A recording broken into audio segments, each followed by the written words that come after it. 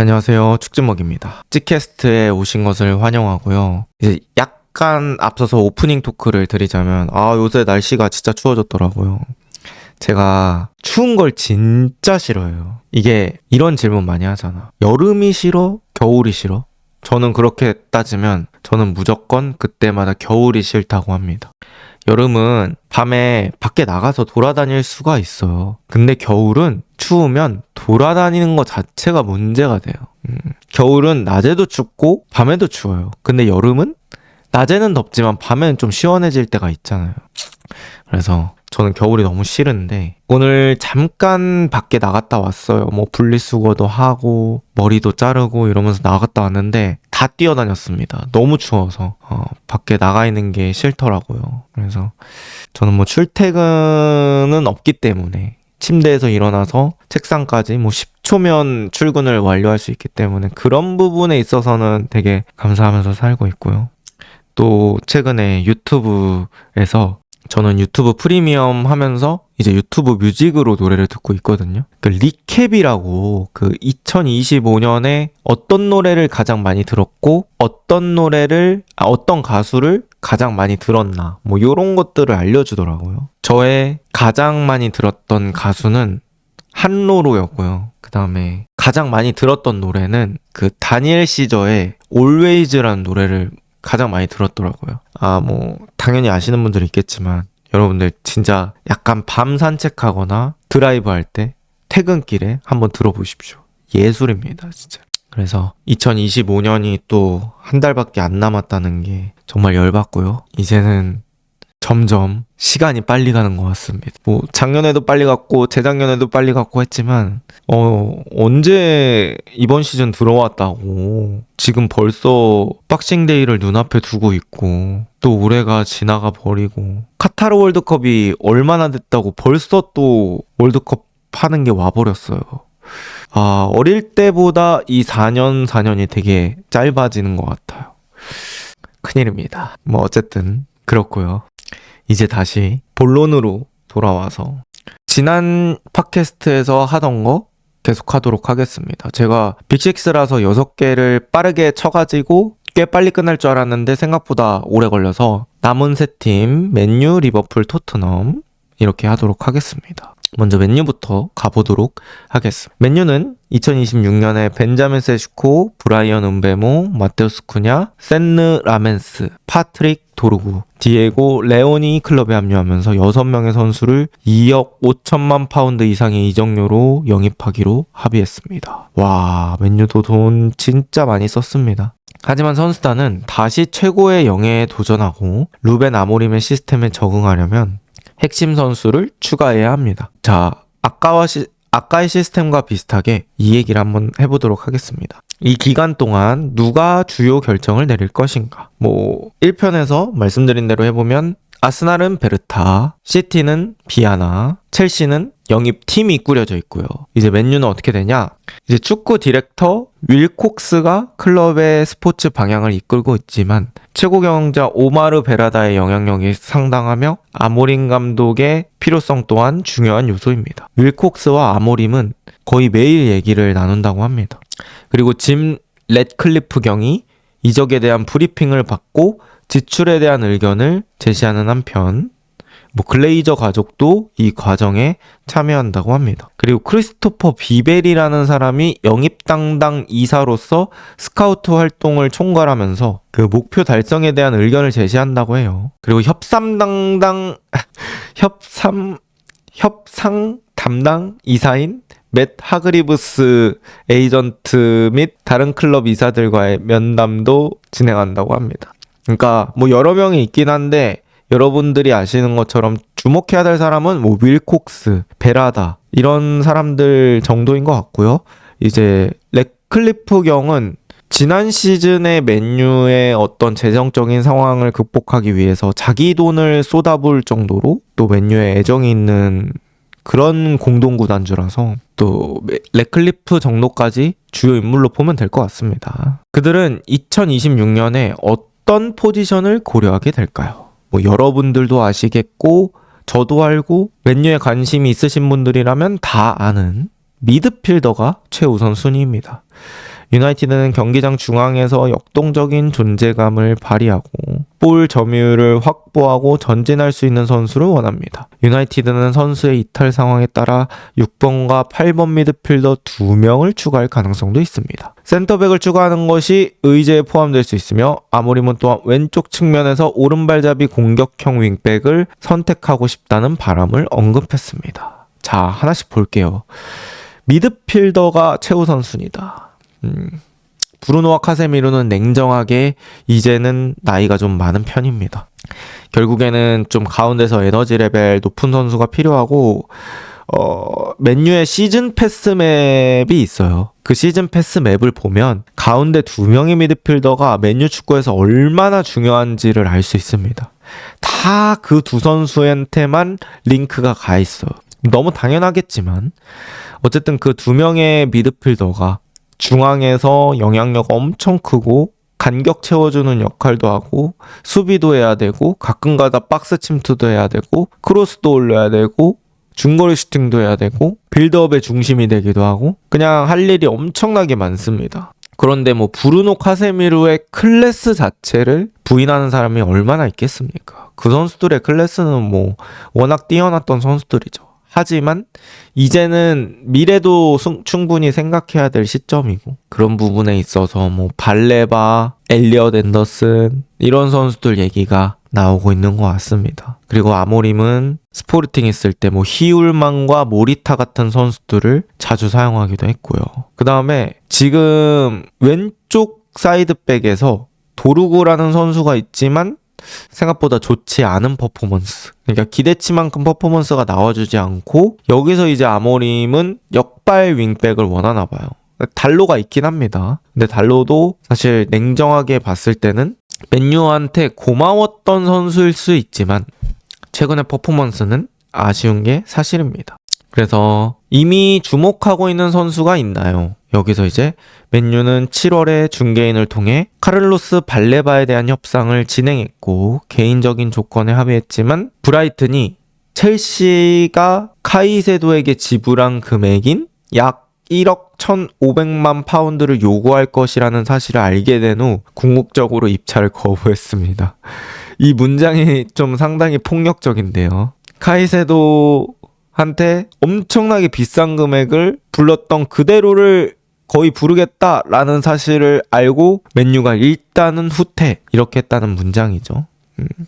근데 발레바가 어떻게 보면 안 데려오기를 잘한 걸 수도 있겠다 라는 생각이 들 정도로 요즘의 발레바는 그렇게 컨디션이 좋아 보이지 않습니다. 특유의 그 불도저 같은 전진이 많이 나오고 있지 않고요. 뭐 수비 상황에서의 적극성도 저는 조금 부족해 보이기도 하고요. 그래서 요즘 또 뜨고 있는 선수한테 맨유가 또 눈길이 가고 있죠. 바로 그게 23살의 엘리엇 앤더슨입니다. 노팅엄 포레스트와 잉글랜드 대표팀에서 인상적인 활약을 펼치며 주목을 받고 있는 선수고 앤더슨은 운동 능력, 볼 캐리 능력, 그리고 패스 범위가 특히 매력적이며 유나이티드와의 경기에서도 훌륭한 활약을 펼쳤습니다. 앤더슨의 장점은 저는 기본기, 그리고 자기 피지컬을 잘 활용할 줄 아는 선수라고 생각해요. 제가 리버풀이랑 하는 경기 볼 때 앤더슨을 되게 주의 깊게 봤는데 코너 플래그 쪽으로 압박 당하더라도 거기서 이제 등지고 있는 상황에서 절대 공을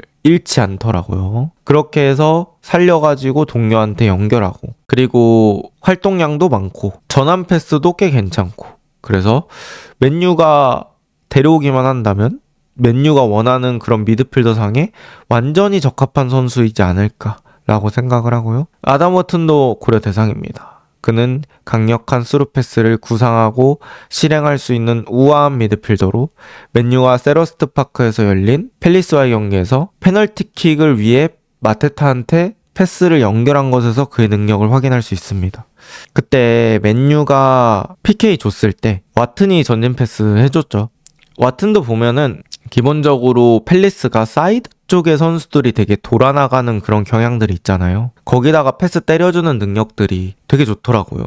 전환 패스 좀 약간 칼각으로 넣어준다고 해야 되나? 그래서 볼 배급 되게 좋고 그냥 기본적으로 볼을 잘 찹니다. 피지컬도 어느 정도 있고 그래서 와튼도 눈에 띌 만한 선수라고 생각합니다. 그리고 또 중원에 왼발잡이 한 명 있으면 더 좋긴 하겠죠. 맨유는 지금 마이누, 카세미루, 브루노 이런 선수들 다 오른발잡이긴 하니까. 유나이티드는 1월에 뭔가 시도를 할 수도 있지만 그러한 거래는 장기 계약을 시도하기보다는 저비용 기회를 잡는 것으로 예상됩니다. 상황이 바뀔 경우를 대비하여 대화가 진행될 것입니다. 유나이티드는 울버햄튼에서 주안 고메스를 영입하기 위한 협상에 참여하지 않을 것으로 예상됩니다. 주안 고메스는 당장은 고려하지 않는다 이런 얘기죠. 제가 느꼈을 때 울버햄튼이 만약에 강등된다고 하면 울버햄튼 중미 2명 주안 고메스나 안드레 트린다지 그 2명은 제가 봤을 때는 일부에서 오퍼가 많이 들어갈 것 같아요. 그 다음에 스트란 라르센 정도? 그래서 그 선수들이 한 매물이 될 수도 있을 것 같은데 어쨌든 강등 확정되고 그런 것들을 물어볼 때 더 가격이 싸질 수 있기 때문에 강등 확정되면 조항이 바뀌는 경우들이 있거든요. 강등되고 나서는 이적료가 이렇게 줄어든다. 바이아웃이 이렇게 줄어든다. 이런 조항들이 있거든요. 그래서 그런 것들을 또 노려볼 수 있지 않을까 싶은데 일단 당장 겨울에는 굳이 안 하겠죠? 그런 상황입니다. 그리고 이제 맨유가 누굴 팔까? 이런 얘기도 있습니다. 마이누의 미래에 대한 논의는 1월에 다시 시작 예정이지만 그때가 되면 선수와 클럽은 임대를 고려할 것입니다. 그리고 마이누는 월드컵 선발을 원하는 것 같다고 합니다. 마이누는 유로 때 주전을 먹었잖아요. 그 나이에. 그랬기 때문에 잉글랜드 대표팀에 대한 미련이 되게 클 수밖에 없을 것 같아요. 근데 지금처럼 출전을 많이 못하면 사실 국가대표로 뽑히기 어렵죠. 지금 앤더슨 같은 선수들도 있기 때문에 마이누의 입지는 많이 좁아져 있는 상태입니다. 유나이티드의 기억에 남는 순간을 만들어 온 아카데미 출신인 마이누의 구단 내 지위는 매우 감정적입니다. 감정적이다기보다는 저는 약간 예민하다라는 표현인 것 같아요. 그래서 그의 출전 시간이 어떻게 되든 구단 경영진이 그의 이적을 허용할지는 아직 미지수입니다. 생각보다 이적이 어려울 수도 있다. 요런 얘기를 하고 있는 것 같습니다. 저 같아도 마이누 파는 거는 이악 물고 말릴 것 같아요. 근데 선수 본인이 마음이 떠나면 어쩔 수 없긴 한데 이번 시즌이 유럽 대항전 안 나가다 보니까 경기 수가 줄어들어서 마이누가 뛸 수 있는 기회가 더 없다 보니까 마이누한테 그런 압박이 더 많이 느껴질 것 같아요. 근데 저는 장기적으로 봤을 때는 마이누 파는 건 너무 아깝지 않나라는 생각입니다. 첼시 얘기 나오는 것 같긴 하더라고요. 우가르테 역시 기회를 잡지 못하고 있으며 그의 자리는 내년 여름에 다시 논의될 가능성이 있습니다. 지르크지는 세리에에 관심을 받고 있습니다. 근데 저는 우가르테가 수비 능력이나 그런 것들은 맨유가 원하는 그런 느낌이라고 보는데 패스가 볼 배급이 너무 아쉽습니다. 그냥 축구를 조금 더 잘해줘야 되는데 말 그대로 순수 그 공 차는 능력이 좀 아쉬운 것 같아요. 그렇고 지르크지는 만약에 이렇게 못 뛰면 세리에 리턴 고려해볼 수도 있을 것 같습니다. 지르크지는 결국 좀 팀의 전술을 타는 유형의 스트라이커 같아요. 지르크지를 포인트맨으로 지르크지가 피니셔 역할로 축구를 하는 팀에는 잘 어울리지 않을 것 같고 뭔가 딥라잉 포워드? 그러니까 좀 내려와서 리턴해주고 풀어주고 같이 올라가는 그런 9.5번 같은 느낌의 스트라이커를 원하는 팀에게는 매력도가 있을 것 같긴 합니다. 그들은 어떤 움직임을 보였나요? 맨유 일단은 발레바 협상뿐만 아니라 유나이티드는 다른 타겟 선수들에 대한 상황도 파악하고 있습니다. 잠재적인 가격을 확인하고 선수의 심리 상태를 파악하기 위해 연락하고 스카우팅 보고서에 정보를 추가하는 작업은 지속적으로 진행되고 있습니다. 이런 얘기가 있습니다. 근데 결국에 맨유의 제1타겟은 중앙 미드필더라는 얘기에서 크게 벗어나지는 않는 것 같습니다. 자, 맨유가 어떤 선수들이 이제 계약 만료되는지 한번 볼게요. 카세미루의 계약은 여름에 만료되며 구단은 1+1 옵션을 행사하지 않을 것입니다. 그러니까 그거죠. 임대 연장 옵션이 계약기간 연장 옵션이 있는데 그건 발동하지 않을 것이다. 브라질 출신인 그는 현재 맨유가 챔스에서 탈락한 상황에서 주급 28만 파운드를 받고 있는데 이는 구단이 승인할 의향이 있는 금액을 훨씬 초과하는 금액입니다. 당시에 데려올 때까지만 해도 그렇게 아까운 정도의 금액은 아니었는데 23, 24 때부터 그렇게 좋진 않았죠.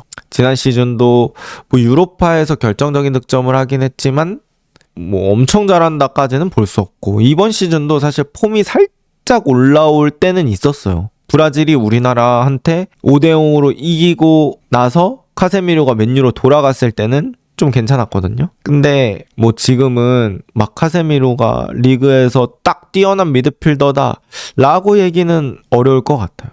그냥 못하지 않는 정도? 그리고 이제 경기 뛰다 보면 체력적으로 부족한 게 눈으로도 좀 체감이 되는 상황인 것 같습니다. 그래서 카세미료는 일단 주급이 너무 높고 나이도 많기 때문에 맨유에서 굳이 재계약을 할 것 같지는 않아요. 해리 매과이어의 계약도 2026년에 만료되며 구단은 이미 지난 겨울 그의 추가 1년 계약을 발동했습니다. 32살의 매과이어는 1월부터 해외 클럽들과 협상할 수 있지만 유나이티드는 매과이어의 잔류 가능성에 대한 논의를 시즌 후반까지 미룰 것으로 보입니다. 매과이어는 만약에 계약한다고 하더라도 큰 장기 계약은 안 할 것 같고 뭔가 좀 단년 계약들로 하지 않을까요? 길어도 한 2년 정도? 뭐 2+1 막 이 정도로 해서 서브 느낌으로 데려가지 않을까 싶습니다. 근데 매과이어가 맨유에서 활용 가치가 아예 없는 선수냐 하면은 그건 또 아니고 나왔을 때 뭐 더럽게 못하냐 그것도 아니긴 하잖아요. 또 뭐 노스웨스트 더비 같은 때 매과이어가 그렇게 헤더로 득점해주는 거 보면 포인트맨으로 활용할 수 있기 때문에 저는 여전히 쓰임은 있다고 생각합니다. 근데 이제 나이가 점점 먹어가고 그 상황에서 팀이 과연 연장을 하는 게 맞을지. 그 다음에 말라시아 히튼 2026년에 종료됩니다. 저는 뭐 히튼 형님은 사실 뭐 크게 언급드릴 부분은 없고요. 말라시아는 완전히 실패한 이적이라고 봐야 되겠죠. 애초에 데려올 때도 저는 말라시아가 맨유급인가? 라는 생각이 있었어요. 그리고 데려와서도 부상으로 있는지도 모르겠어. 그리고 이제 말라시아가 맨유 훈련 영상에 나왔을 때가 있거든요. 그때 베댓이 뭔지 아세요? 말라시아가 살아있다. 이게 베댓이었어요. 그러니까 그 정도로 말라시아는 뭐 맨유 팬분들한테도 좀 잊혀지는 존재라고 해야 될까? 그래서 말라시아는 첫 시즌에는 나름 잘했다. 그거는 인정합니다. 하지만 그 이후부터는 뭐 없는 선수라고 봐야 되기 때문에 전체적인 기간으로 보면은 저는 실패한 영입이라고 봐야 될 것 같습니다. 맨유 PSR 포지션은 어떻게 되나요? 예산은 어느 정도인가요? 요거에 대한 얘기를 좀 해줬는데 결론이 이거인 것 같아요. 2024-25 시즌에만 약 1억 4,100만 파운드의 손실을 입더라도 규정을 준수할 수 있을 것으로 추산했습니다. 그러니까 어느 정도 손실은 입어도 된다는 얘기네요. 근데 문제는 현금을 찾는 것이 또 다른 문제가 될 수 있다는 거죠. 그러니까 반대의 팀들이 있잖아요.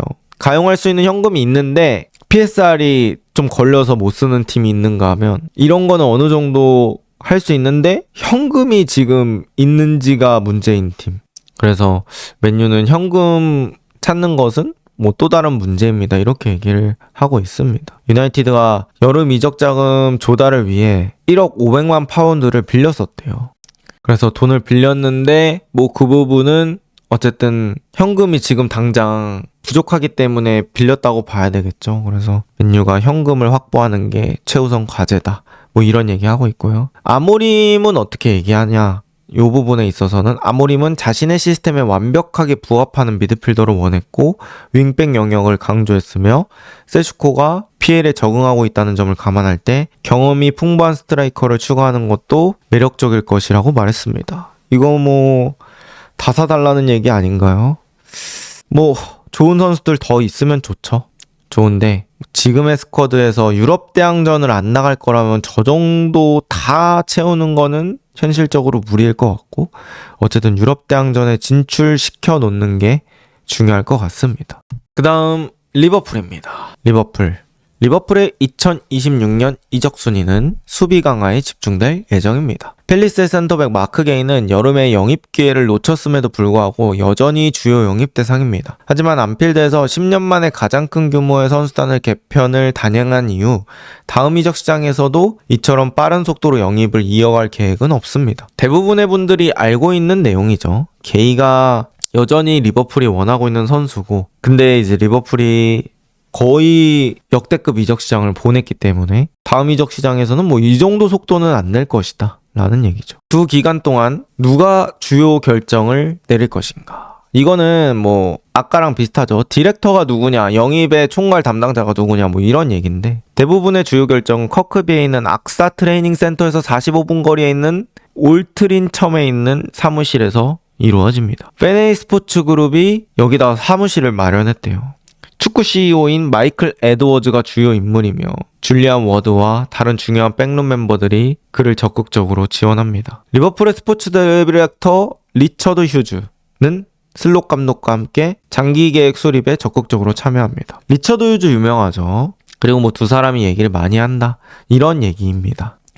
자, 리버풀은 2026년에 어떤 포지션을 고려하게 될까요? 수비진을 정비하는 것이 핵심이며 특히 이브라이마와 코나테의 미래가 아직 불투명한 상황에서 더욱 그렇습니다. 리버풀은 코나테의 계약을 원하지만 아직 구체적인 조건에 합의하지 못하고 있습니다. 코나테는 현재 계약이 6월에 만료될 예정이므로 1월 1일부터 해외팀들과 협상하고 사전 계약에 도달할 수 있습니다. 근데 레알 마드리드랑 얘기가 있었잖아요. 근데 이런 얘기가 나왔습니다. 데이비드 온스테인이 얘기했는데 레알 마드리드는 리버풀에 이제 그를 영입하는데 관심이 없다고 했다고 합니다. 지금 코나테의 퍼포먼스와 관련이 있는 부분이겠죠. 사실 코나테 요즘 냉정하게 잘 못합니다. 최근에 있었던 웨스트햄전은 어느 정도 준수한 활약을 보여줬긴 했지만 그 전에 리버풀이 3연패 하는 데 있어서 너무 큰 실수들을 많이 저질렀고요. 실점과 연관되는 실수들도 많았습니다. 그리고 뭐 그 전에 크리스탈 팰리스한테 원정 가서 졌을 때도 코나테가 큰 미스했고요. 실수를 여러 번 했어요, 코나테. 결국 수비수라는 건 안정성이 최우선 가치로 평가받는 그런 자리인데 거기서 실점에 연관되는 실수가 너무 많다는 건 당연히 좋지 않은 부분이겠죠. 이게 썬덜랜드전 이전에 찍는 영상인데 썬덜랜드전에는 또 어떤 활약을 보여줄지 또 기대를 해보겠습니다. 댓글로 알려주세요. 코나테의 이적 여부는 리버풀이 새로운 센터백 영입에 얼마나 적극적으로 나설지에 큰 영향을 미칠 것입니다. 리버풀은 이미 이탈리아 클럽 파르마에서 영입한 18살 유망주 레오니에게 큰 신뢰를 보내고 있지만 레오니는 십자인대 나갔죠. 새로운 센터백 영입은 매우 중요하며 이는 지난 여름 마크게이 영입 시도가 실패로 끝난 것에서도 드러났습니다. 리버풀은 이러니 저러니 해도 센터백이 되게 중요합니다. 그러니까 여러분들도 아시겠지만 고메즈가 이번에 웨스트햄전에서 잘했어요. 근데 문제는 고메즈를 마음 놓고 풀백에 쓰기가 좀 어렵다는 거죠. 고메즈 거기 썼다 부상당하면 어떡해. 그러면 이제 센터백 서브가 없어요. 진짜로 경기 시작부터 흐라벤베르를 센터백으로 쓰는 일이 발생할 수도 있고 그렇지 않았을 경우에는 뭐 엔도가 센터백으로 설 수도 있고 로버트슨이 센터백으로 설 수도 있기 때문에 이게 결국에는 리버풀이 그렇게 되면 자기 뎁스를 자기가 갉아먹는 그림이 돼버리거든요. 그러니까 이거는 정상적인 뎁스 느낌이 아니잖아요. 그래서 이 고메즈가 잘하는 것도 리버풀 입장에서는 약간의 고민거리가 될 수도 있을 것 같습니다. 잘해서 좋긴 한데 계속 쓸 수 있을까? 뭐 이런 고민들. 확실히 리버풀이 약간 사람의 몸으로 따지면 허리 위부터는 근육이 막 빵빵하고 특히 상체는 뭐 어깨 이런 데는 엄청 근육이 빵빵한 사람 같아요. 근데 하체는 뭔가 젓가락 같은 느낌? 그래서 상하체가 좀 밸런스가 안 맞는 느낌인데 이번에 센터백 영입을 할지 겨울 이적 시장에 급하게라도 땡겨올지 요게 좀 포인트가 될 것 같아요. 리버풀 이미 주목하고 있는 선수가 있나요? 리버풀은 여전히 게이 영입을 원하지만 1월에 성사될 가능성은 희박합니다. 잉글랜드 수비수 게이의 계약은 여름에 만료되기 때문에 다음 달 이적 협상은 여러 가지 이유로 복잡하고 어려울 것입니다. 예를 들어 그의 현재 가치는 얼마일까요? 더 중요한 것은 리버풀이 팰리스의 매각을 설득하기 위해 얼마를 지불할 의향이 있을까요? 그리고 게이가 일찍 떠나는 건 어떤 이점이 있을까요?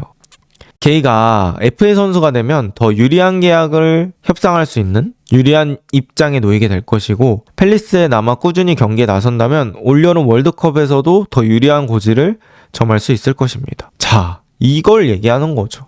네가 게이 입장에서 생각해봐라. 여름에 월드컵 나가려면 꾸준히 뛰어야 되고 그럼 리버풀에 가면 꾸준히 주전 확보할 수 있을까? 겨울에 가면 어렵겠지. 게다가 개인은 내년에 이적료 없이 이적할 수 있는 상황이 되면 더 좋은 팀이라기보다는 더 팀의 선택 범위가 넓어지고, 그렇게 되면 당연히 수요는 많아지니까 게이가 협상에서 더 유리한 위치를 점할 수 있고, 뭐 그런 것들도 생각하면 게이가 굳이 지금 6개월 빨리 가자고 서두를 필요가 있느냐라는 얘기를 하고 있는 거죠. 그래서 게이 영입이 1월에는 쉽지 않을 거다, 이런 얘기를 하고 있습니다. 다른 측면에서는 검증되고 믿음직한 빠른 윙어가 리버풀 공격진에 새로운 차원을 더할 수 있으며 몇몇 선수들이 존경을 받고 있습니다. 본머스의 세메뇨가 그중 한 명이지만 지난 이적 시장에서 공격진에 막대한 투자를 한 만큼 더 이상 영입할 의향은 없습니다.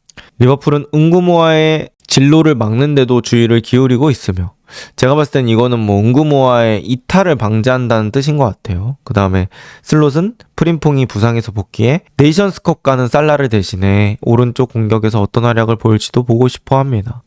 저는 웨스트햄전 보면서 살라 나가면 저 자리에 소보슬라이 대신에 또 프림퐁 넣어봐도 꽤 볼만하겠다라는 생각이 들었고, 비르츠 프림퐁도 워낙 발을 많이 받쳐봤던 선수들이기 때문에 웨스트햄전에서는 그런 그림이 좀 그려지긴 하더라고요. 그래서 프림퐁은 우풀백으로 분류하기는 조금 어려울 수도 있을 것 같고, 이제는 윙어에서 어떤 활약을 보여줄지 한번 봐야 될 것 같습니다. 만약에 살라가 결국에는 리버풀과 끝나게 된다면 왼발잡이 오른쪽 윙어도 고려할 수 있다고 봅니다. 그러면 저는 프리미어리그에서는 가장 또 바람직한 매물이 민테 같은 선수라고 생각하거든요. 뭐 그거는 시간이 필요한 얘기니까 그렇게 정리하고요. 누구한테 판매를 제안할까? 이런 얘기가 있습니다. 일단은 리버풀은 하비 엘리엇의 상황을 주시하고 있습니다. 그는 현재 빌라에서 뛰지 못하고 있으며 3,500만 파운드의 이적료를 유발하는 10경기 출전이 보장되지 않기 때문입니다. 그러니까 하비 엘리엇이 이적할 때 선임대 그 다음에 후 완전 이적인데, 그 완전 이적 옵션이 10경기 출전이래요. 웬만한 선수라면 되게 쉬워 보이죠. 근데 에메리가 엘리엇을 원치 않나 봐. 그래서 엘리엇이 지금 되게 붕 뜬 상태고, 저 조건이 없었다면 제가 봤을 때는 더 썼을 수도 있을 것 같아요, 엘리엇을. 근데 저 조건이 있기 때문에 어차피 쓰지도 않을 선수 그냥 완전 이적 조건 만족시키지 말자, 이렇게 지금 생각을 하고 있는 것 같아요. 그래서 오히려 더 뜬 상황인 것 같고, 글쎄요, 엘리엇이 이렇게 되면은 조금은 선수 커리어가 꼬일 수도 있게 될 것 같습니다. 만약에 이제 엘리엇이 돌아온다고 하면 비르츠랑 해야 되는 그런 역할이 겹치기 때문에, 글쎄요, 엘리엇은 다른 팀을 알아보지 않을까. 지금 빌라에서 못 뛴다고 하면 폼을 회복할 기회도 없을 거고, 그래서 엘리엇 입장에선 참 답답한 상황입니다. 그리고 뭐 센터백 한 명 더 영입하기로 결정하면 조고메즈도 이적 시장에 나갈 수 있게 된다, 뭐 이런 얘기가 있고요. 키에사도 제가 봤을 때는 최근에 리버풀이 되게 어려운 상황이 많았는데도 이렇게까지 날 안 써? 이런 생각이 들면 사실 키에사도 매각 가능성이 있다고 생각합니다. 그리고 18살 미드필더 트레인 요니는 임대를 가지 않을까, 뭐 이런 얘기를 하고 있습니다. 어쨌든 저는 뭐 리버풀에서 가장 아까운 선수 일단 키에사라고 생각하고, 살라 없을 때 키에사 오른쪽 윙으로 기용하는 것도 저는 한번 보고 싶습니다, 개인적인 입장으로는. 그 다음에 리버풀의 계약 만료 선수 코나테와 로버트스는 재계약하지 않는 이상 여름에 FA로 팀을 떠나게 될 2명의 주전 선수라고 합니다. 로버트슨이 사실 지금 케르케즈보다 월등히 잘한다고 표현하기는 어려울 것 같아요. 왜냐하면 로버트슨이 확실히 움직임이나 볼 처리하는 것들은 더 성숙하다고는 느껴지는데 체력적으로 또 케르케즈에 비해서는 아쉬운 부분들이 많아서 그 측면으로 또 보자면 로버트슨이 재계약이 될지는 잘 모르겠습니다. 그리고 치미카스가 지금 임대가 있거든요. 근데 치미카스는 최근에 인터뷰한 거 보니까 아직도 리버풀 좋다고 하더라고. 근데 모르겠어요. 리버풀에 자리가 없다면 사실 치미카스가 돌아오겠죠. 아니, 리버풀에 자리가 없다면 치미카스도 이제 팀을 떠나겠죠. 근데 제가 느꼈던 거는 리버풀은 그때가 되게 좋았던 것 같아. 클롭 때 로버트슨 주전에 치미카스 서브일 때. 그때 치미카스도 잘했었던 시기가 있거든요. 그때 되게 레프트백 뎁스가 좋았었는데 어떻게 보면 가장 약점인 포지션이 지금 레프트백이 돼버렸습니다. 알리송의 계약도 올해 만료되지만 리버풀은 1년 옵션을 행사해 27년까지 계약을 연장할 것으로 예상된다. 그러니까 알리송은 1년 연장 옵션까지 하고 빠이빠이 하지 않을까 싶어요. 근데 마마르다슈빌리가 퍼포먼스가 좀 올라와줘야 되는데 확실히 알리송이 잘해요. 그러니까 훨씬 더 잘한다는 느낌을 저는 받을 수 있거든요. 마마르 뭐 잘 막을 때도 있긴 합니다만 알리송은 뭔가 들어갈 걸 막는 느낌이고 마마르는 그 정도까지 느낌은 안 드는 것 같습니다. 그리고 이제 소보슬라이 연장, 흐라벤베르와의 연장 논의가 이어질 가능성이 높다. 이렇게 얘기를 합니다. 리버풀 PSR 얘기 나오는데 리버풀이 지난 몇 년간 재정 관리를 되게 탄탄히 해서 거액을 투자할 수 있었고 총 지출액이 4억 4,900만 파운드였는데요. 리버풀은 지난 이적 시장에서 2억 6천만 파운드의 매출을 이미 기록했기 때문에 이번에는 뭐 큰 문제는 되지 않는다. 그리고 돈을 많이 썼기 때문에 이전처럼 활발하게 뭐 이적을 하려고 하지는 않는다. 이런 얘기입니다. 그러니까 뭐 재정적으로는 아직까지는 문제가 되지 않는다. 이런 얘기고요. 일단 슬롯 입장에서는 라이트백들이 빨리 컨디션 올리는 게 중요할 것 같습니다. 그러니까 두 명이 부상 복귀하고 그런 것들이 중요하고 뭐 슬롯은 사실 헤드코치로 온 사람이기 때문에 지금 이적보다는 팀을 하나로 만드는 데 집중을 해야겠죠. 자, 이제 토트넘입니다. 토트넘은 할 얘기가 좀 많을 수도 있을 것 같아요. 이번 이적 시장은 토트넘 하스퍼에게 수년 만에 가장 흥미로운 이적 시장 중 하나가 될 것입니다. 토트넘은 토마스 프랭크 감독 체제에서 프리미어리그 초반 불안정한 출발을 보이며 홈에서의 부진한 경기력에 대한 팬들의 불안감이 커지고 있습니다. 해리 케인과 손흥민의 대체 선수가 없는 데다 주전 공격수들이 부상을 입으면서 스쿼드는 몇 년간처럼 강해 보이지 않습니다. 그리고 이제 9월에 레비가 떠났잖아요. 그 이후 더 높은 그런 이적 시장을 보낼 수 있을지에 대한 기대가 반영된 첫 이적 시장이라고 봐야겠죠. 그래서 토트넘 팬들 입장에서도 좀 귀추가 주목되는 이적 시장입니다. 자, 토트넘의 이적 결정권자 뭐 이런 사람들 한번 볼게요. 이번 이적 시장은 토트넘이 이번 시즌에 실시한 급진적인 구조조정 이후 첫 번째 이적 시장이 될 것입니다. 9월 레비 회장은 거의 25년간 클럽을 이끌어온 후 해임되었습니다. 10월에는 파비오 파라티치가 테크니컬 디렉터에서 스포츠 디렉터로 승진한 요한 랑게와 함께 스포츠 디렉터라는 새로운 직책을 맡아 공식적으로 클럽에 복귀했습니다. 파라티치 복귀했고 그 다음에 랑게와 함께 이제 이적 시장을 보낸다고 합니다. 이제 CEO가 바뀌었죠. 원래는 레비였는데 지금은 비나이 벤카테샴이라는 사람으로 바뀌었습니다. 저도 이 사람에 대해서 엄청나게 자세히 알지는 못하고요. 이제부터 좀 평가가 될 수 있겠죠. 이번 이적 시장부터는. 자, 토트넘은 2026년에 어떤 포지션을 고려하게 될까요? 지금까지 이번 시즌의 모습을 보면 스퍼스는 미드필더와 공격 포지션이 부족한 것으로 보이므로 이 부분을 강화하려는 것은 당연한 일일 것입니다. 솔랑키와 쿨루셉스키의 부상 복귀 여부에 많은 것이 달려있으며 메디스는 장기 결장할 가능성이 높습니다. 솔랑키와 셉세비가 제대로 활약한다면 이적 시장에서 센터포워드나 창의적인 미드필더에 대한 수요가 줄어들 수 있습니다. 하지만 현재 토트넘 선수단은 대부분의 경쟁팀들보다 약해 보입니다. 팬들은 레비 경질 이후 첫 이적 시장에서 루이스 가문의 의지를 밝히기를 기대하고 있습니다. 자, 정리하면 일단은 솔랑키와 셉세비의 활약이 중요하다는 거죠. 돌아와서. 근데 저는 뉴캐슬 토트넘 경기 보면서 결정적으로 느꼈던 어떤 필요성. 저는 삼선 미드필더가 절실히 필요하다고 느꼈습니다. 사실 왼쪽 윙어는 글쎄요. 왼쪽 윙어도 필요하긴 하죠. 근데 이제 둘 중에 더 급한 포지션 찾아라 하면은 저는 오히려 삼선 미드필더일 것 같아요.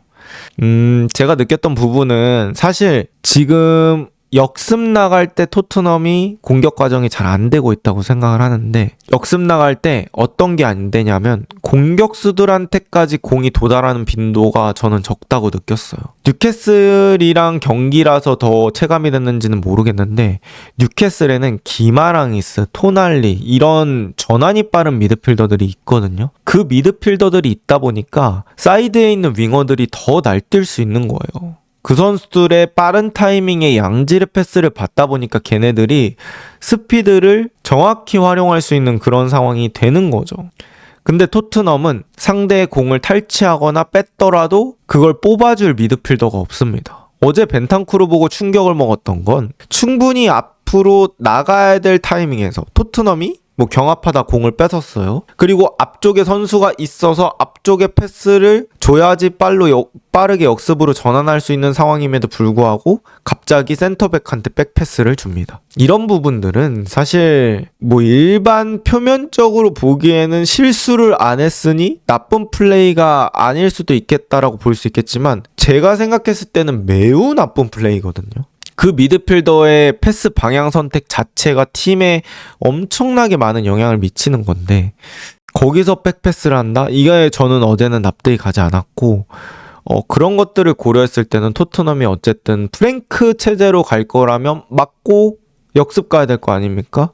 그럼 역습 갈 때 뿌려줄 선수가 꼭 필요하다. 그리고 그거의 중심이 될 수 있는 그런 라인이 3선이다. 이렇게 느끼고, 어떤 수미가 필요하냐고 보냐면, 저는 어쨌든 킥 능력이 좀 중요하다고 생각해요. 뭐 팔리냐를 토트넘이 완전 영입할지는 모르겠지만, 수비적인 부분은 팔리냐한테 조금 더 맡긴다고 치면 지금 토트넘이 롱볼 차서 뿌려줄 선수가 없어요. 저는 토트넘이 오랫동안 그런 스타일의 미드필더를 보유하지 못했다고 생각합니다. 그나마 에릭센 있을 때 정도까지가 아니면 그 역할을 해리케인이 했었죠. 역습 상황에서. 말고 글쎄 호이비에르 정도가 많이 시도는 하긴 했다만, 호이비에르는 엄청나게 양질의 패스를 뿌리는 정도의 선수는 아니고, 윙크스도 좀 애매하고, 덴벨레도 축구를 너무 잘하는 선수입니다만 덴벨레는 약간 인파이터 같은 느낌이고, 그러니까 안으로 들어가서 싸우고 소유해주고 이런 느낌이고, 제가 말하는 건 뭔가 한 번에 뿌려줄 수 있는 그런 미드필더를 말하는 건데, 글쎄요, 지금 토트넘 선수들은 그런 거에 특화된 선수는 없는 것 같습니다. 로드리는 너무 좋은데 로드리는 현실 가능성이 없으니, 그러니까 어제 느꼈던 부분은 어쨌든 앞쪽으로 좀 전환을 해줄 수 있는 미드필더, 전진 패스를 실패하더라도 시도할 수 있는 미드필더가 필요하다고 느꼈고요. 사르도 공 다루는 게 완벽하지 않더라고요. 어제 보니까. 베리발도 사실 그런 류의 미드필더는 아니고, 그레이는 3선에서 몇 번 테스트를 해보긴 했습니다만 원하는 퍼포먼스까지는 안 나왔던 것 같아요.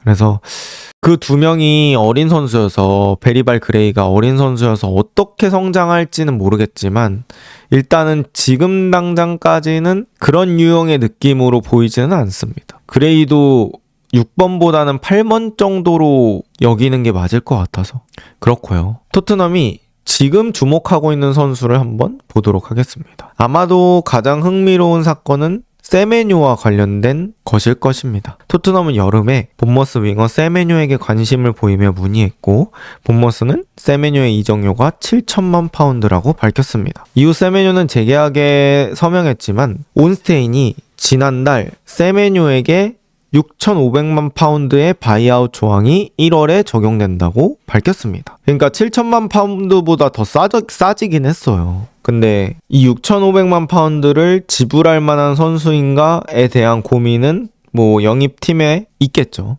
그리고 이제 세메뇨는 단순히 토트넘뿐만 아니라 뭐 시티도 얘기가 나오고 있어가지고 어떻게 될지는 지켜봐야 될 것 같습니다. 근데 저는 뭐 세메뇨나 수비형 미드필더 2명을 동시에 영입하면 너무 좋겠지만, 어제 봤을 때는 저는 3선이 더 급하다고 느껴지긴 했습니다. 이거는 개인차가 있을 수 있어요. 그리고 뭐 레프트백의 서브 정도라고 생각을 합니다.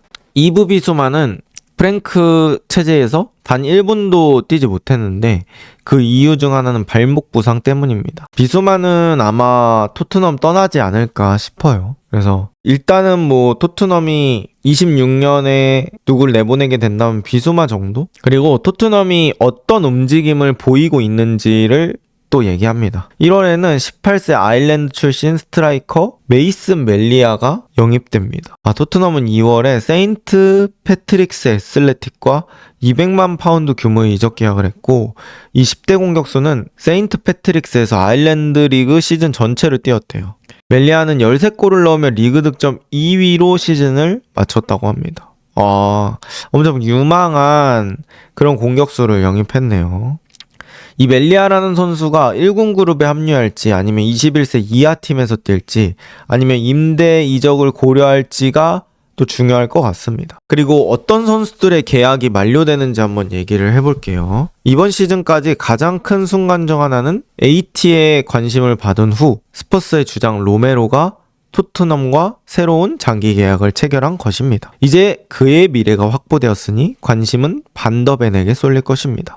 토트넘이 23, 24 때 데려올 때 일단 반더벤을 6년 계약을 시켜놨대요.